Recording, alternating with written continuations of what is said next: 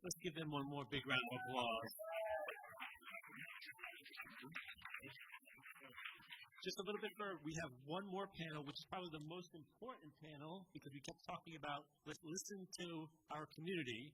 So we're going to end with the most important, and then we're going to have closing remarks by Heather to wrap it all up. And then please stay for a networking reception. I've been staying up all night cooking all the things you're going to actually. You don't want to eat anything I cook, or you'll be going to the hospital. Anyway, I'd like to call up Dave Stevens, who's won so many Emmys. I take some count of all of them, and this panel for listening to the experiences. Thank you.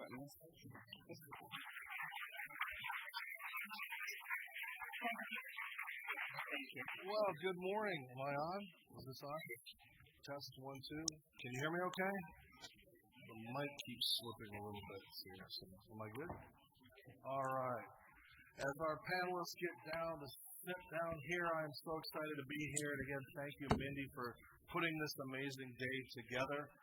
My name is Dave Stevens. If you don't know who I am, please follow me and check out my life. It's pretty amazing. I don't have 2 hours to talk about everything, but in a nutshell, I was born without legs. I was adopted, so strike 2. But I had 2 loving parents, a World War II veteran and a housewife that adopted me and instilled in me that I could be anything that I wanted to be, which then means that I became a 3-sport athlete in all of your normal sports. I played football, I played baseball, and I wrestled. I was on a TV show called That's Incredible, which really propelled my life to go into an even different direction where I became the only college football player in the history of the NCAA to play college football without legs, which led to a tryout with the Dallas Cowboys. And then I decided that my real career was going to be in broadcasting, but before I really started at ESPN, I had a 3-week contract with the St. Paul Saints, becoming the only guy without legs ever to play minor league baseball. You can watch a movie on Netflix called The Saint of Second Chances, but if you follow my life, I have become such an advocate for our worlds and our needs because we are the biggest minority in the world, yet we have the smallest voice. So it's amazing that pioneers like Mindy puts things like this together, not only Runway of Dreams, but to continue to educate and to help you guys realize that we have money, we have spending power, and if people are going to have to stare at us every single day of our life, we should look good, right? Yes. So, yes. The purpose of what we are here today is basically we are the voice of disabilities. And too often we're excluded from the designs. We don't get the same things to think about. When I was wearing artificial legs, and that's how I played sports on my arms, but when I lived life, I wanted to be like you leggies, and I wanted to be tall, so I wore legs. And if you can imagine what it was like, I didn't change pants on my legs every day because it was so tough to take those jeans and pants off, so I wore dirty clothes to school 4 or 5 times a week because it was just too much to change that.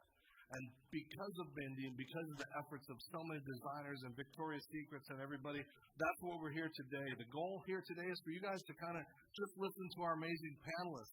We are taking that out of disability, trying to live our lives and showcase that we have talent up here. We can sing. We can do all these kind of things to show off broadcasting abilities and modeling capabilities and all the things that these talented people here. And we want to realize that we represent that capacity to buy and sell and drive the fashion industry. So I'd like to introduce our panelists for today. And we're going to just talk about their experiences in fashion, the lifestyle, what it's like, what discrepancies there are, what we didn't have, what we have now, and what we're looking for going forward in the future. So I'd like to introduce Zazelle O'Gara. If you could just give us a breakdown, not as long as me because I'm kind of long-winded, but go ahead. Well, I'm long-winded as well. Hello, everyone. My name is Zazelle O'Gara. Yes. I'm a diva with a disability. Remember that. I'm also the artistic director and founder of ZCO Dance Project. Yes. You could always come and dance with me, either live or on Zoom. It's a physically integrated dance company which consists of persons with disabilities. I'm also a model. Yes, and I model with Gannett Model Management.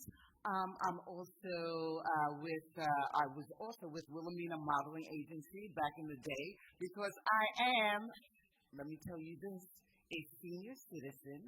I am 62 years old. And don't I look good? Yes, I do. Okay, so I've been on the cover of Essence magazine twice. I've done commercials, I've done off-Broadway, and I really, really want to do much, much more. As a disability advocate, and I'm also a social worker. I graduated from Fordham University. So my goal is to always help persons with disabilities, and it's so wonderful to be here and speak about my challenges with clothing and being, introduced to adaptive clothing.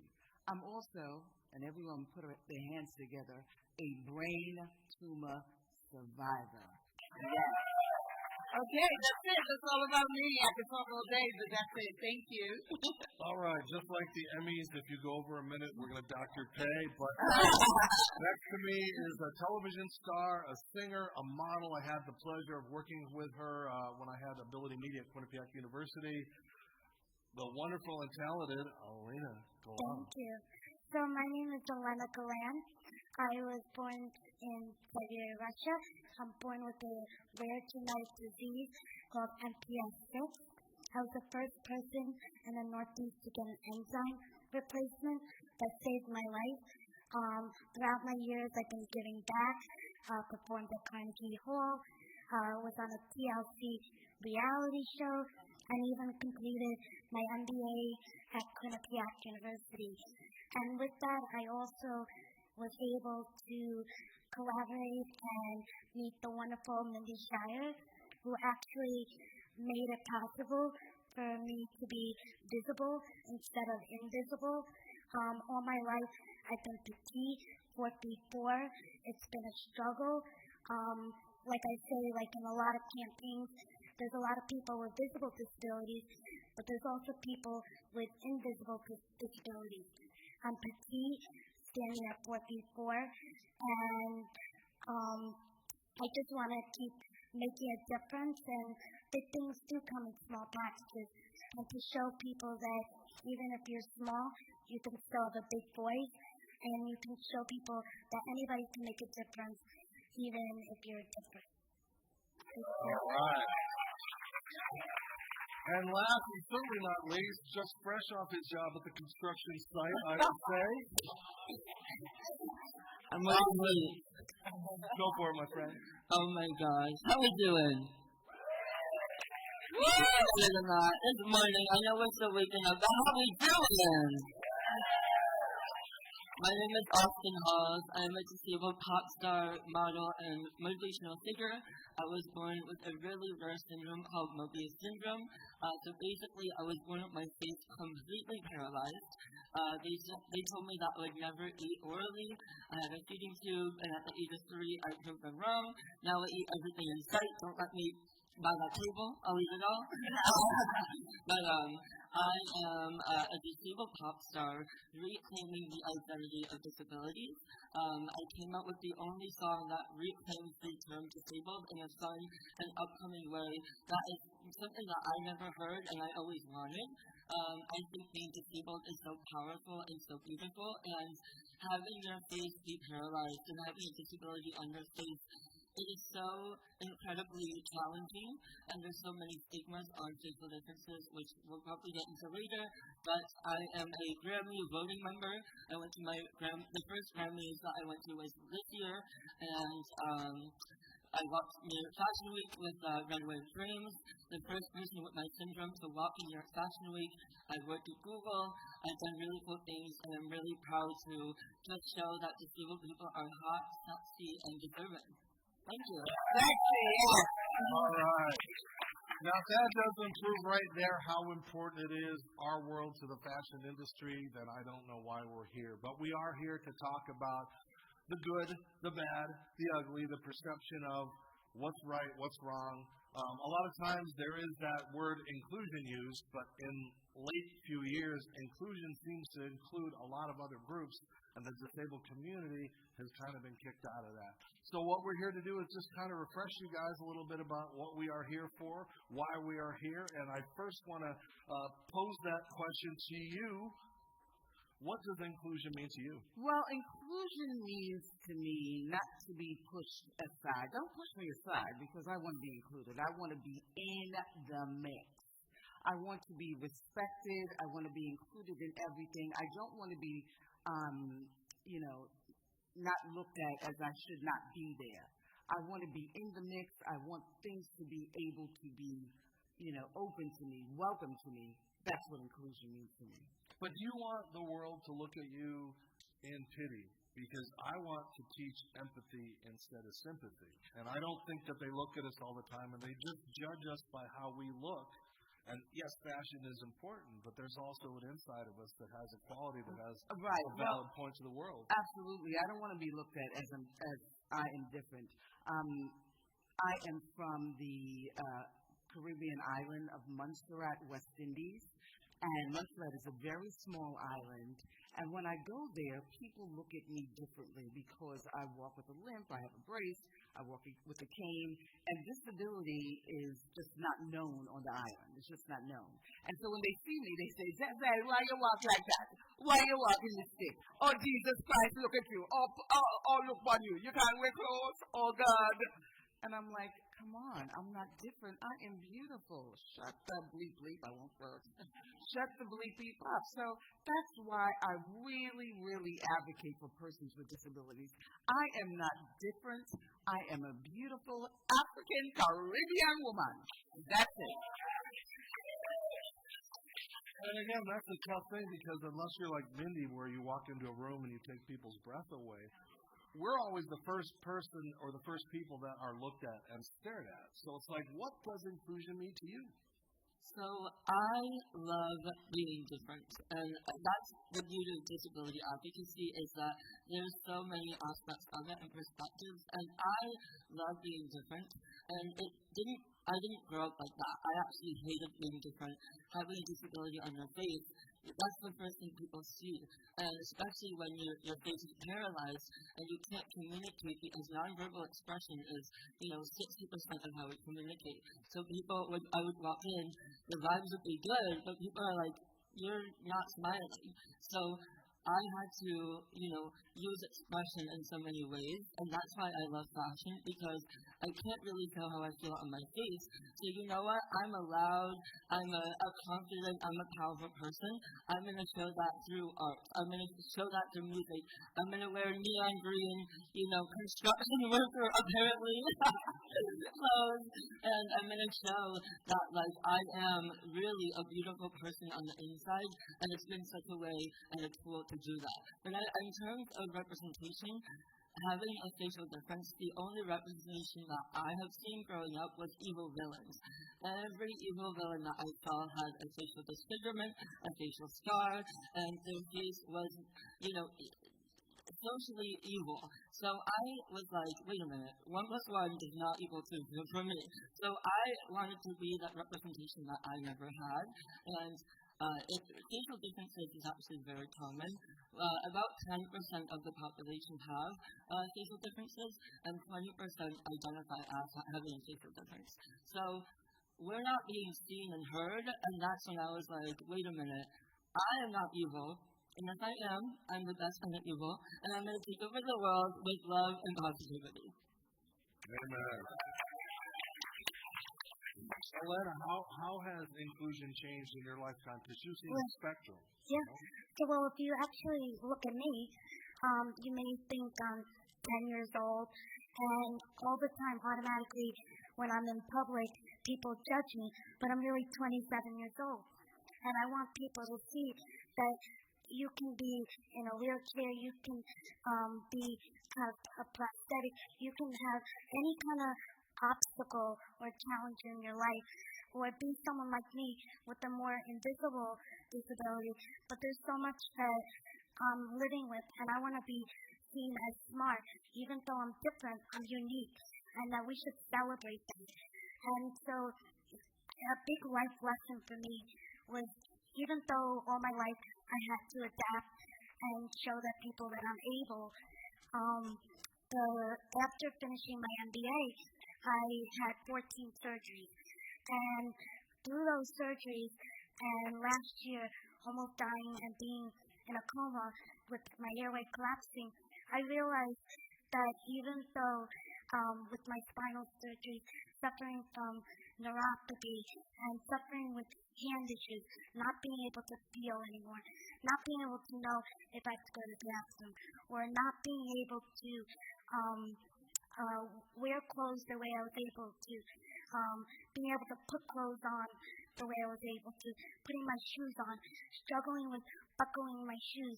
It showed that even though I have to suffer with all these things, I can make a difference, because I can help other people see that it's not a limitation, but it's a way that we can learn how to adapt and know that I'm a survivor and I'm a fighter and that I'm living, and that's all that matters. And that even though I have to do things differently than other people in the norm, I'm still able to adapt and function and just do it in a unique way that can actually be positive and celebrated and show that we can all make a difference, no matter what we look like, no matter what we're dealing with. And me living 4 feet 4 in a world that's so big, I've learned to adapt and express myself through fashion. It's been my healing, my self-therapy. I was able to be who I am. And like Mindy has given me a home and a place to be myself and not to be embarrassed and not to be ashamed that I'm petite with a rare disease, getting infusions every week. It's just that it's a way that I have to live differently. And we can all be beautiful and confident in our own bodies, no matter what size, shape, and what limitation we're living with. Austin, we're going to have to sit this next question out because they haven't made sexy lingerie for us yet. So I wanted to ask you guys, when we talk about inclusion, how important was what Mindy did and what Gamut and Runway of Dreams did working with Victoria's Secret to allow women to feel sexy and beautiful and to be able to go out and just feel like a normal human being? Well, I always feel sexy. I think I'm a sexy woman. I feel very sexy. Sexy. However, last year when I did the Runway of Dreams fashion show, and I was able to work with a designer who made this incredible bra and panty for me, and it was actually, you clasped it with Velcro at the side.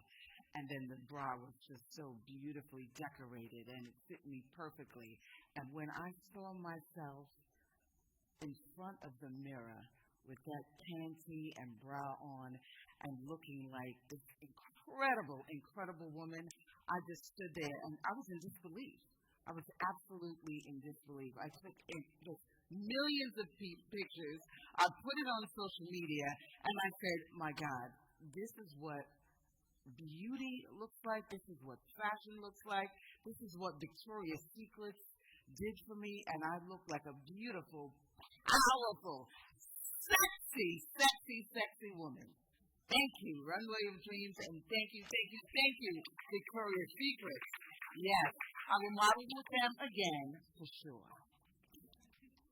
What was your experience? So I felt beautiful. So after that summer, I actually was in a coma, and I felt the worst. I felt like I wasn't beautiful anymore. I had a trace, and I felt like not myself. I felt like I lost all of me with all the damages that happened. And so Mindy still let me walk in Runway of Dreams for Victoria's Secret, and it meant the world to me. I was able to feel confident again. When I put those lingerie on, I was like, I'm myself again. I'm me.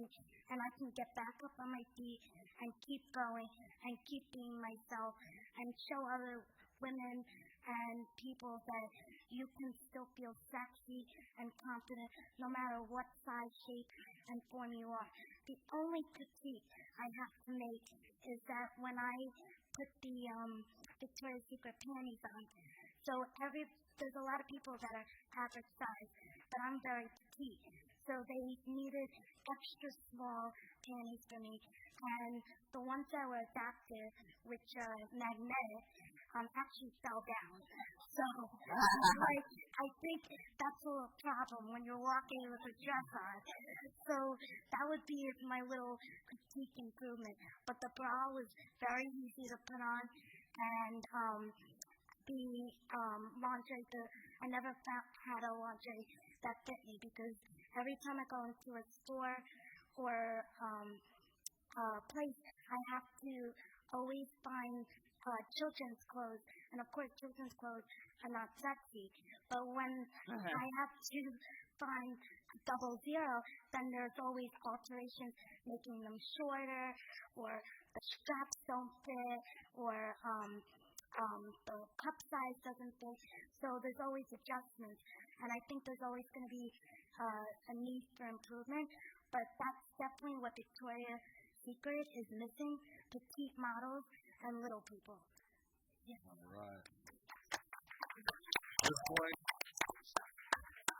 Austin, I don't look good in the thong anyway, so don't worry about that. But, this adaptive fashion is still relatively new. And again, companies are taking that gamble thinking, well, it's not worth our money, it's not worth the extra costs, we don't know what that demographic is going to be. But thanks to Silverts, thanks to IZ Adaptive, thanks to all these other companies that are getting on board with this, we have that. Because when I was a kid growing up, if a person lost a leg, you just sewed up that pant or you folded it up. An arm, you just fold that up. And it's like, people don't understand that if you don't have an arm, it's going to bunch up differently when you're walking. So for you, Austin, what are those challenges for your fashion, your look? And you look great. I was teasing you, but the fashion look, what are those challenges been like you in your life?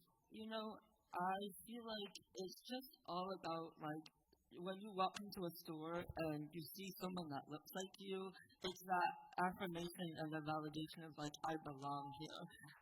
For so long in my life, even, this is my second year at Fashion Week, but, it's really cool to, be walking into these spaces and being the only one and, opening doors for so many, people that I never thought this was possible. I always was dreaming about New York Fashion Week, but little did I know that I'd be walking it and attending shows, and it's just, we have a long way to go, and it feels very validating that we are finally getting representation in stores.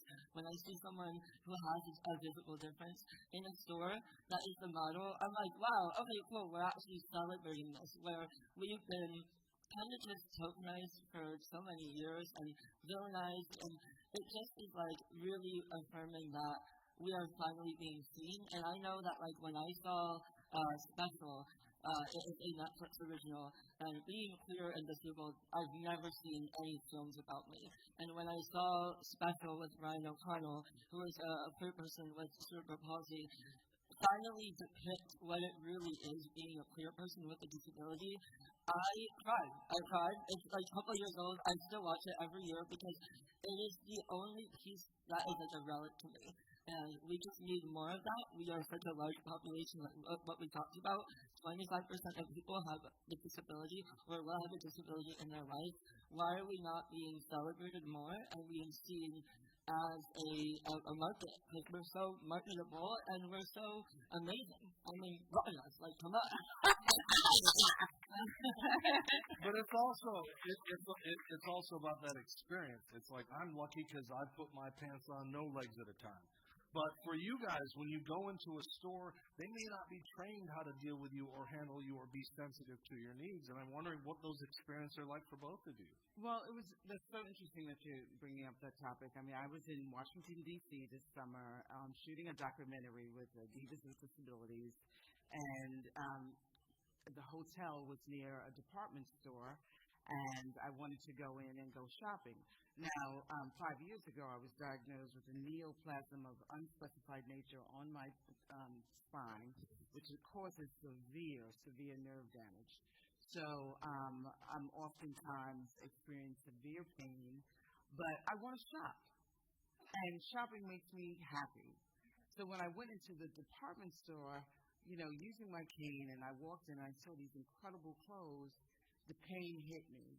And no one was there to, show me around the store, pick out clothes for me, help me while I was going through, each rack of trying to, deal with the pain that I was dealing with. It was impossible to continue to shop in the store. And I want stores to know that, yes, they're persons with disabilities. Like, sometimes they have personal shoppers in the store.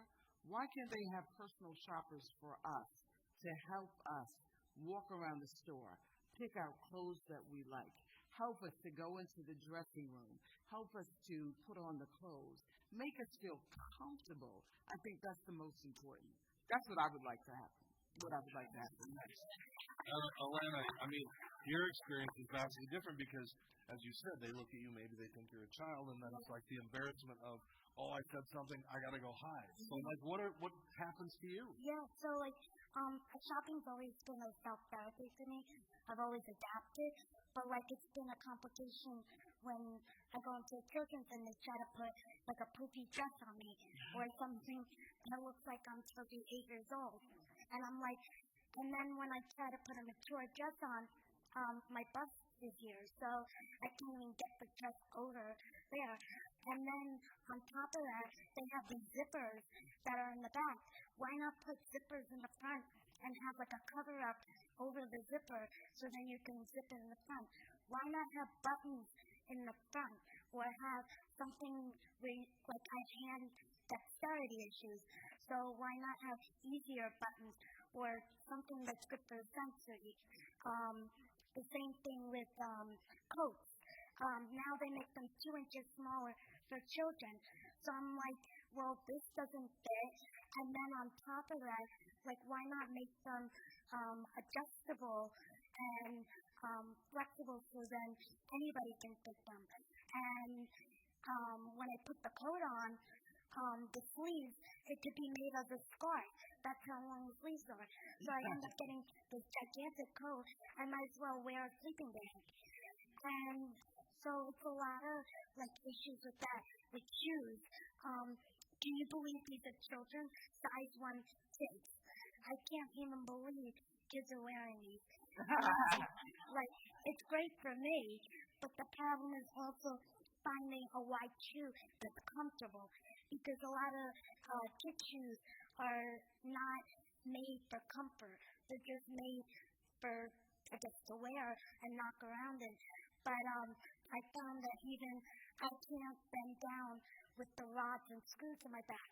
So I have trouble clasping, and since I can't feel my fingers, I can't clasp my own shoes. So I'm always constantly dependent on somebody else to get dressed. So maybe making it so people can have more independence and be able to get shoes, put on clothes, have tops that are stretchy or dresses that stretch so you have more room. I have limited arm motion, shoulder. I can't lift my arms all the way up, can't put them through the top. Sometimes I end up getting stuck in my clothes. And I'm like, what am I going to do? Cut out of my clothes? So those are big issues that I face. And then on top of that, when you're even walking around the store, I can't even reach the top shelf or the rest. So you see me jumping. Then we got my mother, who's my twin, who actually knocks down everything for me. And then, of course, I walk away. I'm like, well, I don't know her. So it's then we end up causing a ruckus in the store. So it becomes a comedy act. But, why does anybody who's independent or wants to be independent have to go through all that just to go shopping? Even if you go in the bathroom, they put hand sanitizer all the way up at the top. And I'm like, how does an average person even reach that? Or somebody in a wheelchair? It's not a world. We live in this big world that not even average people can live in. So that's what we really need to think about. Accessibility for everybody. Even old people, they shrink. So, you have to think about those things, too. So, yeah. And do you know how tough it is to find 2XL Garanimals for me these days? So we talk about being represented, and we just saw on the last panel how amazing it is that we are taking that initiative for athletic because, again, leagues don't realize that they have a huge fan base of people with disabilities because that's all they have to do is live vicariously through their teams. So to open that avenue up, I applaud that as well. But the visibility of us in ads without Gamut and Runway of Dreams, we see in commercials nowadays blended families. One is Asian, one is black, one is Caucasian. We see that all the time now forcing us. All we ever see is that token wheelchair in the back of the ad just waving and smiling. And I think the representation for so much diversity, again, when we call something a handicap, we're just lumping us all into one big melting pot. If you're black, you're black. If you're Chinese, you're Chinese. If you have a disability, we are all thrown into that same old hodgepodge, but we are individuals, and we all have special needs, not the special needs that you think of, but needs for architecture, needs for clothing, needs for foods, all those kind of things. So why aren't we represented enough, and what can we do better to have our world represented in fashion? Well, a loaded question with a lot of answers and a lot of insight. I think that for me personally, there is just lack of education with disability. I think when I call myself disabled, I'm an influencer. I do a lot of disability advocacy on my social media, and I share the struggles of having a facial difference, mostly funny, a lot comical, all real, and a lot of my comments are telling me that I'm not disabled. And someone who is non-disabled telling a disabled person that they're not disabled is so offensive, but it's so real and common, and it happens with so many people. And unfortunately, the light of disability is, like you said, wheelchair is the only kind of forced stigma on what a disability is. And that's really why I wanted to reclaim the identity of disabled, because we don't really have any umbrella terms that identify as, one thing. And I think that we need to come together as a community, because with my background in psychology, I really come to terms with community is the way that we empower. When we come together and that we share our differences and to be in these spaces and to feel seen and heard, that is one really amazing for your self-esteem, being heard, seeing yourself in others, and also just feeling affirmed in general. I think we need to come together and educate more on what disabilities really are, and also to just be out there and be seen. Being in New York Fashion Week with a disability, I feel like I get discounted, and we're talking about this in the stores. When I walk into a store, they automatically assume I am not intelligent. They assume that I don't have fashion taste, which hello. But also, I get discounted as soon as I walked in. So that is the problem. We, as disabled people, are being discounted already when we walk into every single room that we walk into. That is the problem. We need to be seen, we need to be heard, we need to be celebrated, and we shouldn't have spaces where there's one disabled person. And that's why Gamut and Runway of Dreams are really highlighting it so that we can make this as mainstream as possible. So I think collectively we need to normalize being disabled as able. And I think that maybe in a way we could even have movies that depict disabled people and normalize it and show even as simple as someone getting dressed with adaptive clothing and showing that in movies, so then people in a regular society can see, oh, that's pretty cool. And then it can become a trend and show people that you can use adaptive clothing even if you're not disabled, and show that it can just help you and make your life easier. And having those in movies, in TV shows, in ads can show, can have them throughout the movies or throughout the show, just as simple as someone getting dressed, so then you can see that this is not someone different. This is not something that's so abnormal and so outside the box. It's something that can be part of society and can be part of something, a movement, to show that we can be celebrated with our differences, and we can embrace it.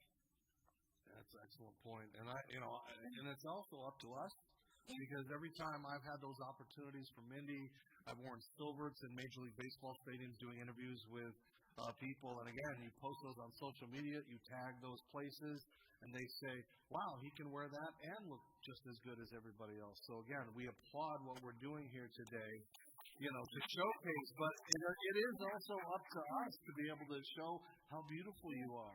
Like, if you go to even like the corporate offices or go to stores where people can actually educate them and teach them and show them these new products, then other people can be more open-minded and can see, oh, maybe that could work, and that could work for anybody.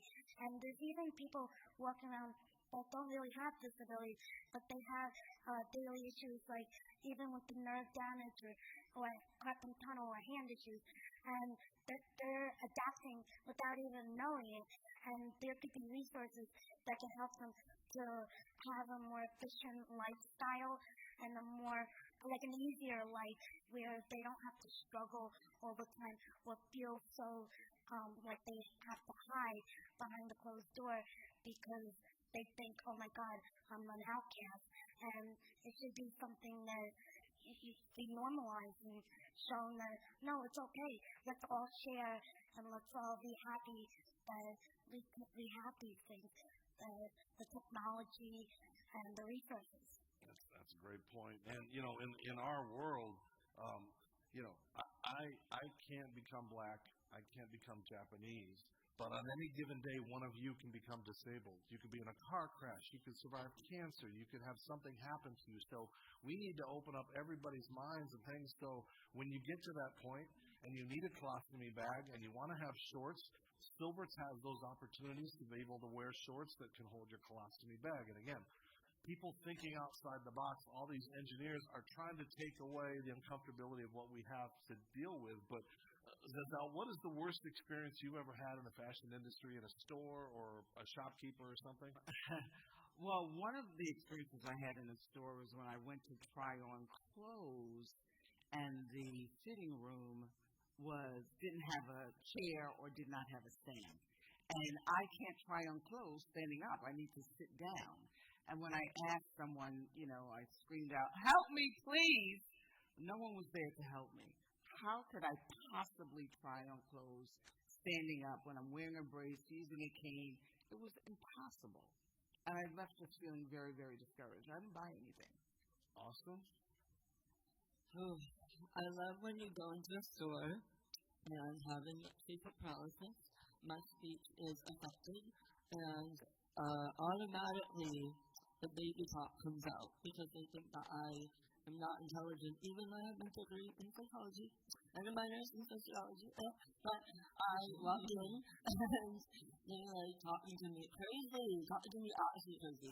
Like, hello, how are you? And I'm like, is she talking to me? Like, I know she's not talking to me like that. And, just when you think that we are less than, we're gonna be wrong. So I said, hi, I'm here. I think I was doing something. I don't know what it was, but it was official. So I was like, yes, I'm here for this, and I need this, this. And they were kind of down. They're like, oh my gosh, like this person is someone. And it's just so funny that most of the disabled friends that I know are literally doing things that non-disabled people could dream about. So I love showing up and being like, yeah, I'm disabled and I'm powerful. So baby talk is something that I get to this day, and it's not fun or fresh. How about you and your mother? Yeah. So my mother and I are shopaholics. It's pretty bad. They should say, like, do not come and not wanted. But that didn't happen yet, thank God. So, actually, going into the store, we're always going, like, say, Bloomingdale's, Nordstrom's, Victoria's Secret, any brand you can think of. And we're constantly always having to go to a million stores. Not that, it's not that we're unhappy about it. But it's hard for me to find just one outfit in one place. I'm constantly struggling right, we got to go to this store to find new shoes. We have to go to this store to try to find an outfit. And if they don't even have an outfit, I got to wait till the next season till they come out with new clothes. And so it's a constant struggle.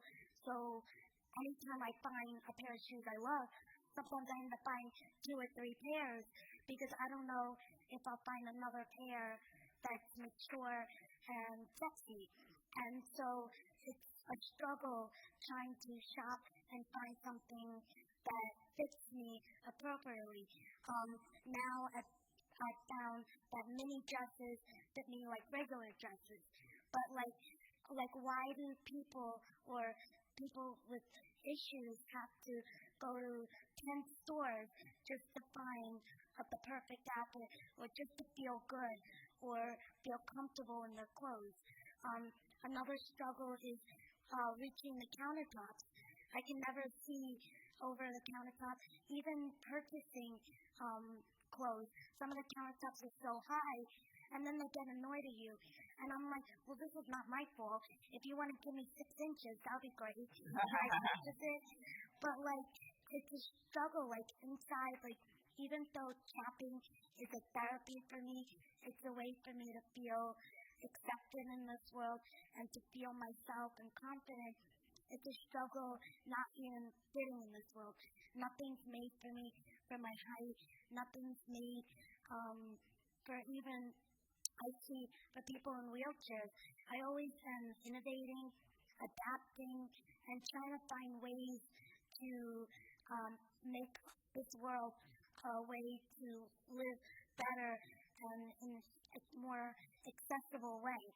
And so I hope that in the future I can partner up with companies or brands and help get that innovation on the go, because there's so much to be done even with just little people and people in wheelchairs or petite, or that's what's really missing in marketing brands and showing that there's so many disabilities that are either not visible and are visible too. All right. Well, we got to wrap things up, and there are some good things as well. Like, look at me. Look at how much money I've saved on shoes. So I mean, you got to take the positive with the negative. Get it half the price. Real quickly, as we wrap up, Giselle, what would be your takeaway or piece of advice you want to leave our esteemed audience with? Well, I want to tell everyone that we are not different. Disabled people are not different. We need to be accepted. We need to be seen, accepted, respected for who we are. That's the most important. I am not different. I am a diva with a disability, and I want you to know that. And I'm welcoming everyone to know all about adaptive clothing and how it is helping us to be ourselves. That's right. A car is disabled. A human being should not be called that. And so I just want everyone to know that we are unique. We're survivors. We're fighters. And that we got to keep celebrating, even if we feel different. Celebrate our differences. It's a blessing. And it actually makes us who we are, unique. And we should just celebrate it and keep moving forward in a positive direction. And just keep, if you can make an impact, or if you do one thing that makes a difference, that's all that should be celebrated. And you should be confident in your own body. Just celebrate your life. Life is short, and so am I. Can't give up. Yeah, and so am I. And it was almost cut short last year. So, even then, I'm like, you know what?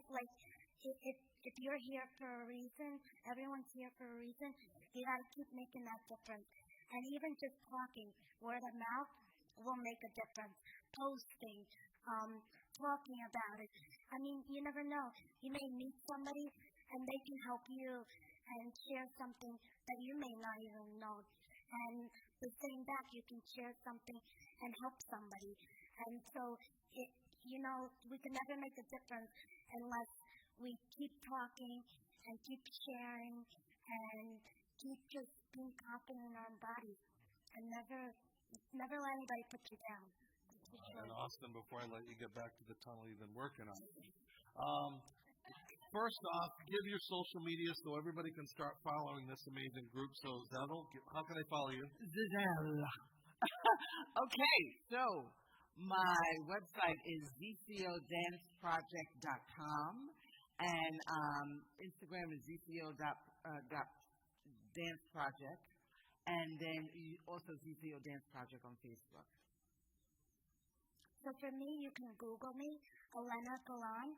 You can also look me up on Instagram, Alena Galan Official, and you can Facebook me, LinkedIn me, and you can even watch me on a TLC reality show, and hopefully watch me do more things for Mindy, because I hope to keep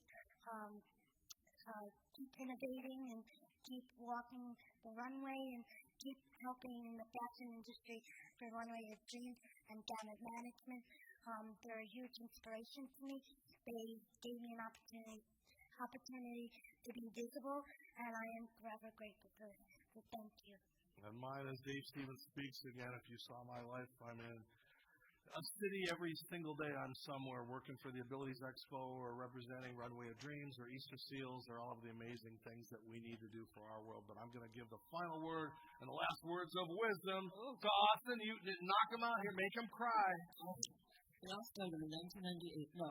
So my biggest advice is that anything adaptive towards disabled people ends up helping non-disabled people. So it's a win-win no matter what. And we just keep pushing. If you have a brand, if you have a business, keep pushing for representation, because when you push to other markets, you're benefiting yourself, and you're also making people feel seen, heard, and accepted, which is money can't even replicate that. The idea that you belong in this world as a human being is a right that we should all have. So just be authentic. If you are disabled, keep pushing or different. If anything, keep being authentic. Because when I started owning my identities and not trying to be someone else, that's when the universe opened so many doors and allowed me to be here today. So love yourself, own everything about you, and follow me on social media. Where can we find you? Oh my God. Where can we find you? Follow me on Instagram at the Austin Halls. I'm almost at 20K, so help me get 20K, and find me at Spotify, and that's it. And I think all of our mantras is what? Turning setbacks into comebacks. Do you want us to take questions, or are we done so you guys can keep moving on? We're running a little behind, but let's give them a big round of applause. Thank you so much. I'm about to run. I'm like, bye. Well, now I know why the first panelists didn't want to go last, because they didn't want to follow this great group. Let's give them one more big round of applause. Oh my God, I can't get any.